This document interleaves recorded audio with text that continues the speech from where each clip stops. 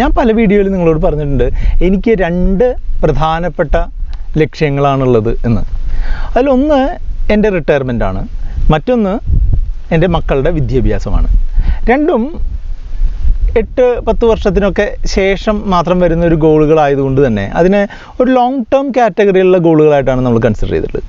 അപ്പോൾ ഇന്ന് ഇത്തരം ലോങ് ടേം ആയിട്ടുള്ള ഗോളുകൾക്ക് നമ്മൾക്ക് ഇൻവെസ്റ്റ് ചെയ്യാൻ പറ്റുന്ന ഒരു സെറ്റ് ഓഫ് സ്റ്റോക്കുകൾ ഒരു സ്മോൾ കേസ് രൂപത്തിൽ അവതരിപ്പിക്കുകയാണ്. ഞാൻ സുബീഷാണ്. RupeeMonk എന്ന് പറഞ്ഞ യൂട്യൂബ് ചാനലിലൂടെയും ആസ്ക് RupeeMonk എന്ന് പറഞ്ഞ വാട്സപ്പ് സർവീസിലൂടെയും പേഴ്സണൽ ഫിനാൻസുമായി ബന്ധപ്പെട്ട കാര്യങ്ങൾ പറഞ്ഞു തരുന്നത് ഞാനാണ്.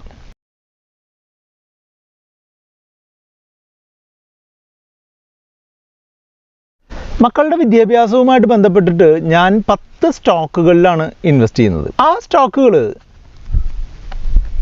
എൻ്റെ ഒരു പേഴ്സണൽ വ്യൂ അനുസരിച്ച് ഒരു ലോങ് ടേമിലേക്ക് വളരെ വലിയ രീതിയിലുള്ള ഒരു ലാഭം തരാൻ സാധ്യതയുള്ള സ്റ്റോക്കുകളാണ്.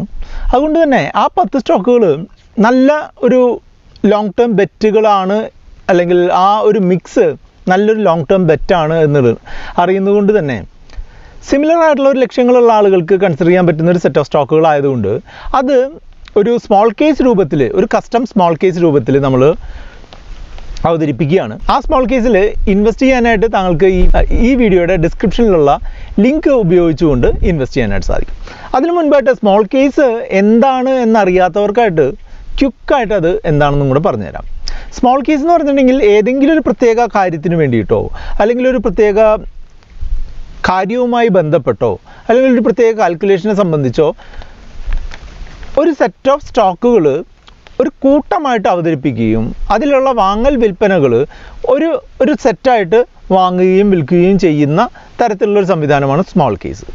സ്മോൾ കേസിൽ നമ്മൾ വാങ്ങുന്ന സ്റ്റോക്കുകളെല്ലാം തന്നെ നമ്മളുടെ സ്വന്തം ഡിമാറ്റ് അക്കൗണ്ടിലാണ് റിഫ്ലക്റ്റ് ആവുന്നത് എന്നുള്ളത് കൊണ്ട് തന്നെ സ്മോൾ കേസ് ഈ ഒരു ട്രാൻസാക്ഷനിലുള്ള ഒരു ഇൻ്റർമീഡിയറി ആയിട്ട് മാത്രം, ഒരു ഇടനിലക്കാരനായിട്ട് മാത്രം വർക്ക് ചെയ്യുന്നൊരു സംഗതിയാണ്.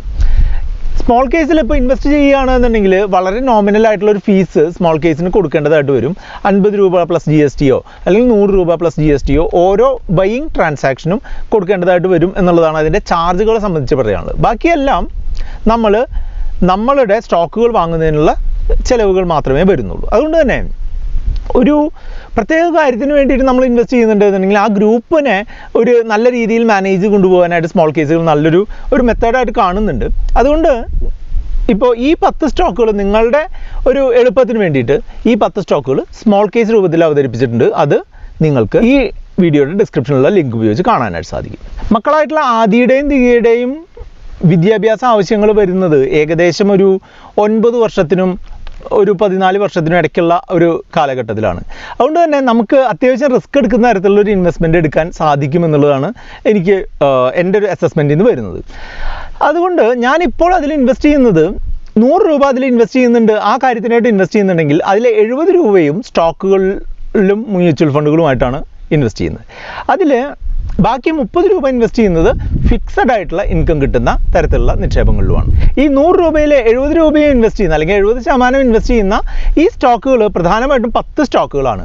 ആ 10 സ്റ്റോക്കുകൾ ഈ സ്മോൾ കേസിൽ നിങ്ങൾക്ക് കാണാനായിട്ട് സാധിക്കും.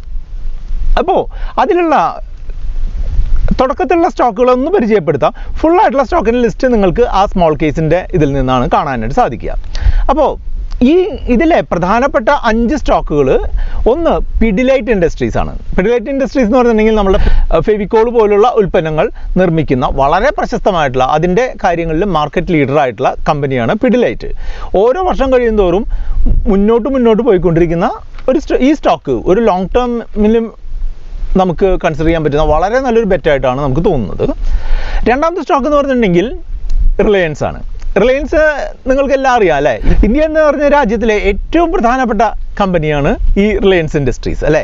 അവർക്ക് പെട്രോ കെമിക്കൽ ഇൻഡസ്ട്രി മുതൽ റിലയൻസ് ജിയോ വരെയുള്ള ഡിഫറെൻറ്റ് സർവീസസും ഡിഫറെൻ്റ് ആയിട്ടുള്ള ബിസിനസ്സുകളുമാണുള്ളത്.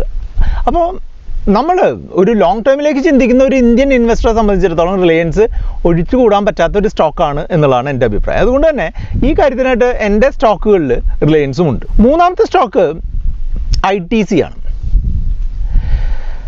സിഗരറ്റ് രംഗത്തും അതുപോലെ ഹോട്ടൽ രംഗത്തും IT രംഗത്തുമെല്ലാം പലവിധ ബിസിനസ്സുകളിൽ ഇൻവെസ്റ്റ് ചെയ്തുകൊണ്ടിരിക്കുന്ന വളരെ നല്ലൊരു ഡിവിഡൻഡ് തരുന്ന, അടുത്ത കാലത്തായിട്ട് വളരെ അത്ര വലിയൊരു ഷെയർ പ്രൈസ് കൂടാത്ത തരത്തിലുള്ള, എന്നാൽ നമ്മൾ വളരെ നല്ലൊരു പൊട്ടൻഷ്യൽ പ്രതീക്ഷിക്കുന്ന ഒരു കമ്പനിയാണ് ITC. ITCയും എൻ്റെ ഈ കുട്ടികളുടെ വിദ്യാഭ്യാസത്തിൻ്റെ പോർട്ട്ഫോളിയോയിൽ ഉൾപ്പെടുത്തിയിട്ടുണ്ട്.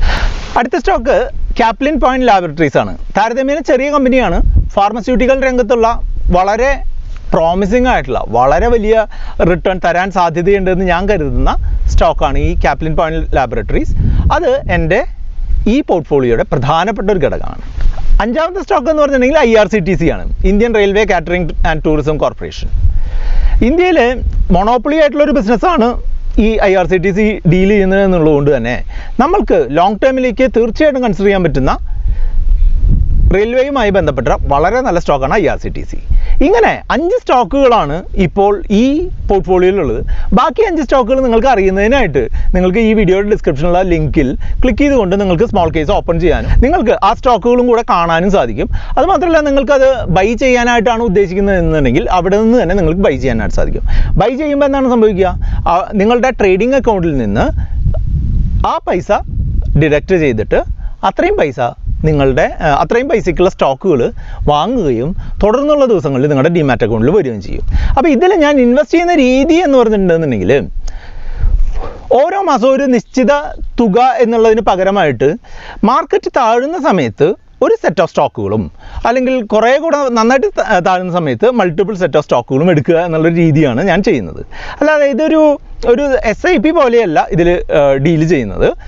ഞാൻ മുൻപ് പറഞ്ഞതുപോലെ ഈ ഗോളുമായിട്ട് ബന്ധപ്പെടുത്തി എനിക്ക് കുറച്ച് മ്യൂച്വൽ ഫണ്ടുകളും കുറച്ച് സ്റ്റോക്കുകളും പിന്നെ കുറച്ച് ഫിക്സഡ് ആയിട്ടുള്ള ഇൻകം തരുന്ന ഇൻവെസ്റ്റ്മെൻറ്റുകളും, ബോണ്ടുകൾ, NCDകൾ അങ്ങനെയുള്ള കാര്യങ്ങളാണുള്ളത്. അതുകൊണ്ട് തന്നെ ഇതിൽ മാർക്കറ്റ് താഴുന്ന സമയത്ത് ഈ സ്മോൾ കേസിലുള്ള ഈ 10 സ്റ്റോക്കുകളിൽ ഒരു സെറ്റ് എന്നുള്ള രീതിയിൽ ഒരു സ്റ്റേജ് ബൈ സ്റ്റേജ് ആയിട്ട് ബൈ ചെയ്യുകയാണ് ചെയ്യുന്നത്. ഏകദേശം ഒരു തവണ ബൈ ചെയ്യുന്നത് ടോട്ടൽ ഞാൻ ഒരു വർഷം ഇൻവെസ്റ്റ് ചെയ്യാൻ ഉദ്ദേശിക്കുന്നതിൻ്റെ ഒരു 10% പ്രൈസ് എമൗണ്ടാണ് ഞാൻ ഓരോ തവണയും ബൈ ചെയ്യുക. അങ്ങനെ 2-3 തവണ ഇപ്പോൾ ഈ വർഷം തന്നെ ബൈ ചെയ്ത് കഴിഞ്ഞു. അപ്പോൾ ഓരോ ഡിപ്പിലും നമ്മൾ അങ്ങനെ ബൈ ചെയ്യുന്നുണ്ട് എന്നാണ് പറയുന്നത്. അപ്പോൾ നിങ്ങൾക്കും ഈ ഒരു സെറ്റ് ഓഫ് 10 സ്റ്റോക്കുകൾ നിങ്ങളുടെ ഒരു ലോങ് ടേം ആവശ്യങ്ങൾക്ക്, അത് നിങ്ങളുടെ കുട്ടികളുടെ വിദ്യാഭ്യാസമാവാം, നിങ്ങളുടെ റിട്ടയർമെൻ്റ് ആവാം, അങ്ങനെയുള്ള കാര്യങ്ങൾക്കെല്ലാം ഉപയോഗിക്കാം. അപ്പോൾ അതിന് വേണ്ടിയിട്ട് നിങ്ങൾക്ക് ആ സ്മോൾ കേസിൽ ഇൻവെസ്റ്റ് ചെയ്യാനായിട്ട് സാധിക്കും. പ്രത്യേകം ശ്രദ്ധിക്കേണ്ട ഒരു കാര്യം എന്താ വെച്ചാൽ, ഞാനൊരു സെബി രജിസ്റ്റേർഡ് അഡ്വൈസർ അല്ല. അതുകൊണ്ട് തന്നെ ഇതൊരു ഇൻവെസ്റ്റ്മെൻറ്റ് അഡ്വൈസ് ആയിട്ട് എടുക്കേണ്ട. ഞാൻ ചെയ്യുന്ന ഒരു കാര്യം നിങ്ങൾക്ക് ഷെയർ ചെയ്തു എന്നുള്ളൂ. ഈ കാര്യത്തിനെ പറ്റിയിട്ട് കൂടുതൽ എന്തെങ്കിലും അറിയേണ്ടതെന്നുണ്ടെങ്കിൽ നമ്മുടെ വാട്സപ്പ് സർവീസ് ആയിട്ടുള്ള ആസ്ക് RupeeMonk സർവീസിലേക്ക് നിങ്ങൾക്ക് കോൺടാക്ട് ചെയ്യാം. 8848030018 ആണ് നമ്പർ. ഈ വീഡിയോ ഇഷ്ടപ്പെട്ടു എന്നുണ്ടെങ്കിൽ ഇത്തരം ആവശ്യങ്ങളുള്ള ആളുകൾക്ക് നിങ്ങൾക്ക് ഈ വീഡിയോ ഷെയർ ചെയ്യാനും അതേപോലെ തന്നെ വീഡിയോ ലൈക്ക് ചെയ്യാനും കമൻറ്റ് ചെയ്യാനൊന്നും മറക്കണ്ട.